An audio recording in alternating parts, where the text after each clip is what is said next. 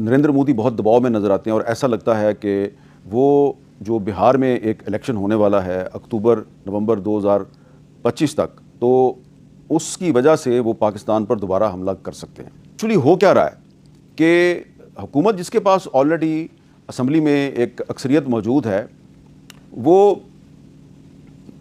Pressure tactics इस्तेमाल करके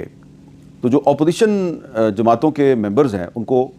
तोड़ने की कोशिश कर रही है। बहुत से लोग तोड़े जा चुके हैं, कुछ को मज़ीद तोड़ने की कोशिश की जा रही है, जिसका इजहार जो है वो तहरीक इंसाफ के बहुत से रहनुमा कर चुके हैं। ज़रूरी है कि पाकिस्तान में आपको रूल ऑफ लॉ कायम करना चाहिए, एक कानून की हुक्मरानी कायम करनी चाहिए। कानून की हुक्मरानी से मुल्क में स्टेबिलिटी पैदा होती है। लेकिन नज़र क्या आ रहा है कि हमारी सुप्रीम कोर्ट अगर कोई फ़ैसला करती है तो बज़ाहिर वो फ़ैसला तो आइन के मुताबिक ही नज़र आता है, लेकिन उस फ़ैसले के जो सियासी असरात हैं और उसके जो पॉलिटिकल डायनामिक्स हैं, उसके नतीजे में जो अवामुन नास हैं उनकी रूल ऑफ लॉ पर जो उनका एतमाद है वो कमज़ोर हो रहा है। नाज़रीन काम, रोम का एक बादशाह था, नीरू उसका नाम था। उसको मौसीकी का बहुत ज़्यादा शौक़ था।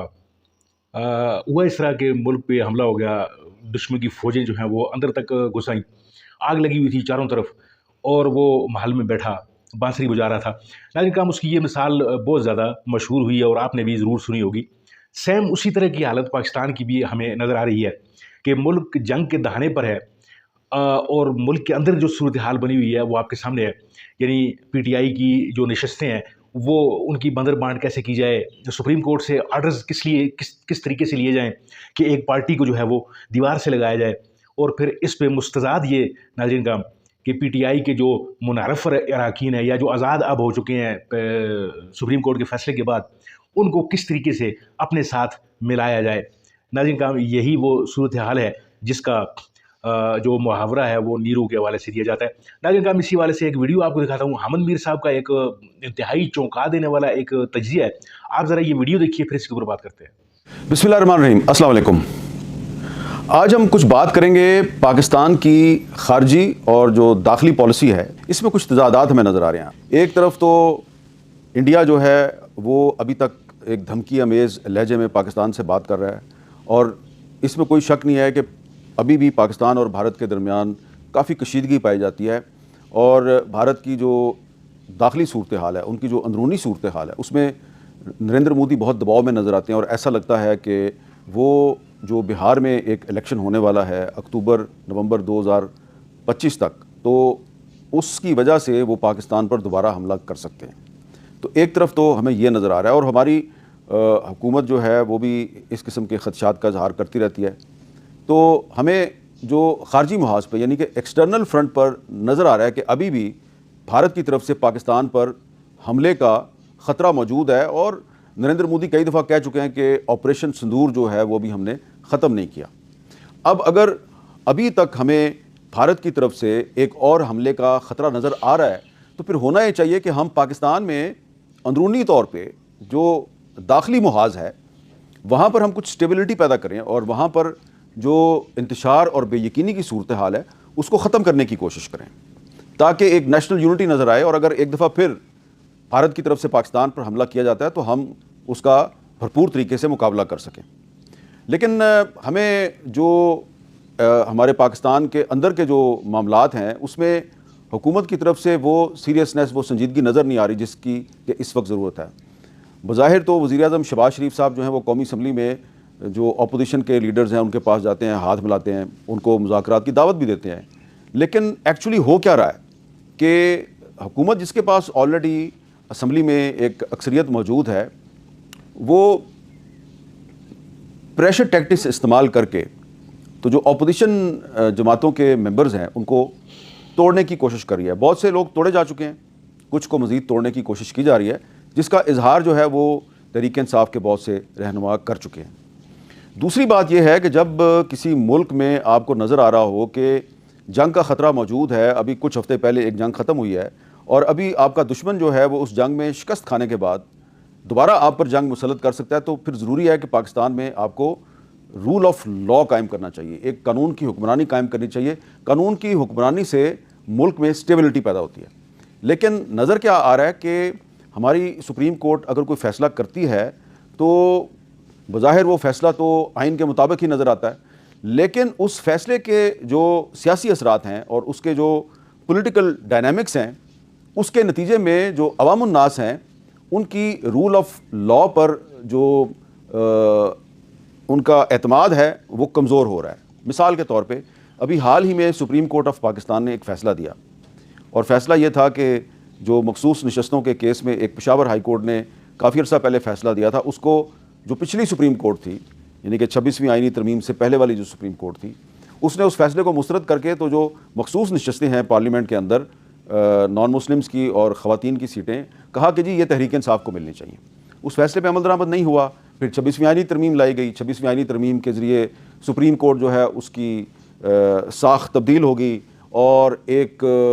آئینی عدالت قائم کی گئی، اور اس آئینی عدالت نے جو پشاور ہائی کورٹ کا فیصلہ ہے اس کو بحال کر دیا، اور اب وہ جو مخصوص نشستیں ہیں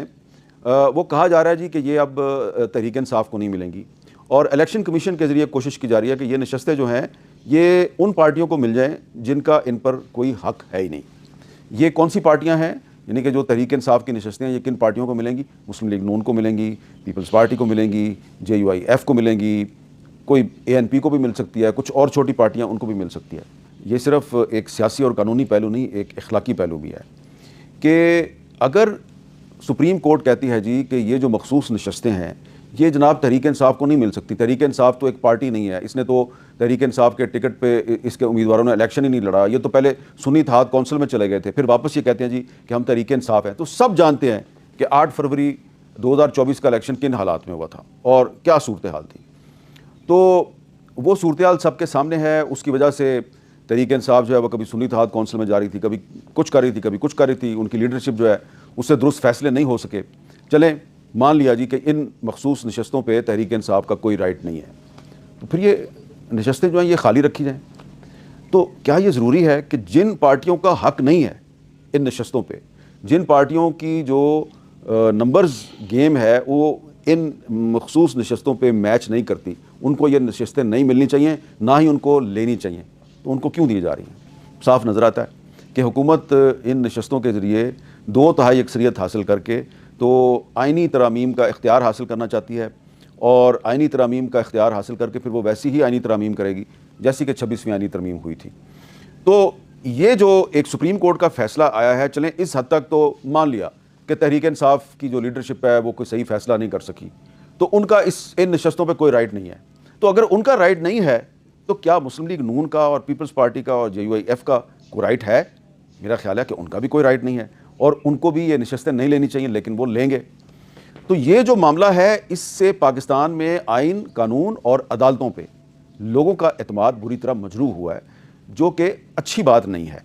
اور اس کے ساتھ ہی اس سپریم کورٹ کا جو فیصلہ آیا اس کے بعد آپ نے دیکھا کہ حکومت جو ہے اس نے قومی اسمبلی کے کچھ ایسے ممبرز جو ہیں ان کے ساتھ ہاتھ ملا لیا، ان کو اپنی صفوں میں شامل کر لیا، جنہوں نے 8 فروری 2024 کے الیکشن سے پہلے قرآن پر حلف دے کر قسم کھائی کہ جی وہ عمران خان کے نام پر جو ووٹ لے رہے ہیں تو کامیابی حاصل کرنے کے بعد وہ اپنی وفاداری تبدیل نہیں کریں گے۔ ایسا پہلے بھی ہو چکا ہے اور اب دوبارہ ہوا ہے۔ ابھی پچھلے دنوں وزیر اعظم صاحب نے اپوزیشن کے رہنماؤں سے، گوہر خان سے، اسد قیصر سے اسمبلی میں ہاتھ ملایا اور ان کو مذاکرات کی دعوت دی۔ خیال تھا کہ یہ اچھی بات ہے اور یہ آپس میں ملیں گے تو بات چیت کے ذریعے اپنے معاملات حل کرنے کی کوشش کریں گے۔ لیکن کیا ہوا اس کے بعد جو ایک تحریک انصاف کے ووٹوں سے الیکٹ ہونے والا ایک MNA ہے، میں ان کا نام نہیں لیتا ان صاحب کا، جن کے قرآن پر حلف کی ویڈیو بھی موجود ہے، انہوں نے وزیر اعظم شہباز شریف سے ملاقات کی اور وہ حکومت کی صفوں میں شامل ہو گئے۔ ویسے تو وہ پہلے ہی مشکوک تھے، پہلے ہی انہوں نے حکومت کو ووٹ دینا شروع کر دیا تھا، لیکن اب باقاعدہ جو ہے وہ شامل ہو گئے ہیں، حکومت میں، مسلم لیگ نون میں شامل ہو گئے ہیں۔ تو یہاں پہ ایک سوال پیدا ہوتا ہے کہ یہ جو اسلامی جمہوریہ پاکستان ہے، یہاں پر جب کوئی سیاستدان جو کہ پارلیمنٹ کا ممبر ہے اس کی ایک ویڈیو موجود ہو جس میں وہ قرآن پر ہاتھ رکھ کے حلف دے رہا ہے کہ جناب میں جو ہے وہ جس پارٹی کے ووٹوں سے یا جس سیاستدان کے نام پہ ووٹوں سے میں الیکٹ ہو رہا ہوں میں اس کے ساتھ دغا بازی نہیں کروں گا، اور پھر وہ اس کو دغا دے دیتا ہے، تو اس آدمی کے خلاف الیکشن کمیشن آف پاکستان کوئی کارروائی نہیں کرتی، لیکن اپوزیشن کے ان MNAs کے خلاف اور ایم پی ایز کے خلاف کارروائی کی جاتی ہے جو کہ حکومت کے دباؤ میں آ کے اپنی سیاسی وفاداری تبدیل کرنے کے لیے تیار نہیں ہیں۔ اب یہ بات میں اس لیے نہیں کر رہا کہ جناب میرے خیال میں تحریک انصاف کے ساتھ بڑی زیادتی ہو رہی ہے، اس لیے کہ تحریک انصاف تو خود ہی اپنے ساتھ زیادتی کی جا رہی ہے۔ آپ تحریک انصاف کے جو بہت سے رہنما ہیں ان کے بیانات دیکھیں، ایک دوسرے کے خلاف بیانات دیتے ہیں، ایک دوسرے پہ چارج شیٹ لگاتے ہیں۔ بچے کو پتا ہے کہ حکومت جو ہے وہ تحریک انصاف کے مختلف رہنماؤں کو آپس میں لڑانا چاہتی ہے۔ ناظرین کرام، ویڈیو ملاحظہ فرمائی آپ نے، حامد میر صاحب ہمارے مایہ ناز صحافی ہیں اور اندر کی بات کرتے ہیں، دل دکھتا ہے ان کا تو پھر بات یہ کرتے ہیں۔ ان کو ہر دور میں جو ہے وہ طعن و تشنیع کا جو ہے وہ مرکز بھی بنایا گیا، ان پر کافی حملے بھی ہوئے، لیکن سچ بولنا انہوں نے نہیں چھوڑا۔ ناظرین کرام، آپ نے جس طرح دیکھا کہ انہوں نے بڑی دکھتی ہوئی یعنی جو چیزیں ہیں ملک کی وہ بیان کر دی ہیں آپ کے سامنے، جس طریقے سے ایک سیاسی جماعت کے ساتھ جو سلوک روا رکھا جا رہا ہے اس حکومت کے دور میں، اس کی مثال ماضی میں کہیں پر بھی نہیں ملتی۔ یعنی اسی حکومت کا یہ جو جس کا دور ابھی چل رہا ہے، ان کے ساتھ ہی ماضی میں اسٹیبلشمنٹ نے بڑے گناؤنے کام کیے، لیکن یہ پھر بھی یہ لوگ باز نہیں آئے اور اپنے ساتھ ہونے والے جو بھی مظالم تھے، جن کا جو عشر اشیر بھی جو ان کے ساتھ نہیں ہوا، جو یہ پی ٹی آئی کے ساتھ کر رہے ہیں، ان کام اس کے باوجود بھی ان کو شرم نہیں آئی۔ اور جس طریقے سے حامد میر صاحب نے آپ کو بتایا کہ کس طریقے سے قرآن پر حلف لیے ہوئے جو ارکان اسمبلی جو جب پی ٹی آئی سے اس کا نشان جب وہ اس قاضی نے چھینا ان کی ملی بھگت سے، تو ناظرین کام پھر لوگوں نے ہڑبونگ میں جو ہے وہ کبھی کس نشان پہ الیکشن لڑا، کبھی کس نشان پہ الیکشن لڑا، تو اس وقت پھر لوگ جو ہیں وہ یعنی ایک سراسر ایک زیادتی اور ناانصافی اس وقت ہو رہی تھی، اور یہ سارے سپریم کورٹ اور یہ حکومتیں اور یہ سب کے سب لوگ دیکھ رہے تھے۔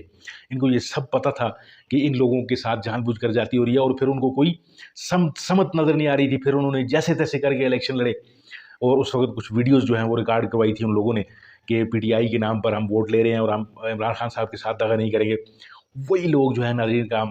آج ان کی جو ہے وہ سوشل میڈیا پہ ویڈیوز بھی سامنے آ رہی ہیں جو کہ قرآن پہ حلف اٹھاتے ہوئے نظر آ رہے ہیں، اور شہباز شریف کے ساتھ پھر ان کی تصویریں نظر آتی ہیں، اور بڑے فخر کے ساتھ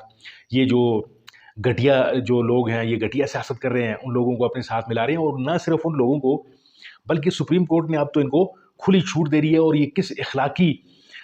جواز کے ساتھ جو ہے وہ پی ٹی آئی کی حاصل کردہ نشستیں یہ لیں گے، اب دیکھنے کی بات تو وہ بھی ہوگی۔ ناظرین کام، ملک حالت جنگ میں ہو تو اندرونی خلفشار یا اندرونی جو انتشار ہوتا ہے اس پر قابو ڈالنے کی ضرورت ہوتی ہے، اس کو گرفت میں کرنے کی ضرورت ہوتی ہے، لیکن اچھی جائے یہ کہ اس کو ہوا دی جائے اور پھر ایک سیاسی جماعت کو کارنر کیا جائے۔ ناظرین ہم دعا کرتے ہیں کہ اس طرح کے حالات جو ہیں یہ ملک کے عزیز وطن عزیز کے لیے زیادہ سازگار نہیں ہو سکتے۔ دعا یہ کریں کہ اللہ ان لوگوں کو جو ہے وہ کوئی عقل سلیم عطا کرے، کوئی سینٹی پرویل کرے، اور پھر یہ کسی ایک سمت کی طرف لے کر جائیں اس ملک کو۔ بہت بہت شکریہ ناظرین کرام یہاں تک ویڈیو دیکھنے کے لیے۔ اگر آپ کو یہ ویڈیو اچھی لگی ہے اس کو لائک کیجیے، چینل کو ضرور سبسکرائب کیجیے۔ ملتے ہیں آپ کے ساتھ کسی اور ویڈیو کسی اور موضوع میں، تب تک کے لیے دیجیے اجازت۔ اللہ آپ کا امین ناصر۔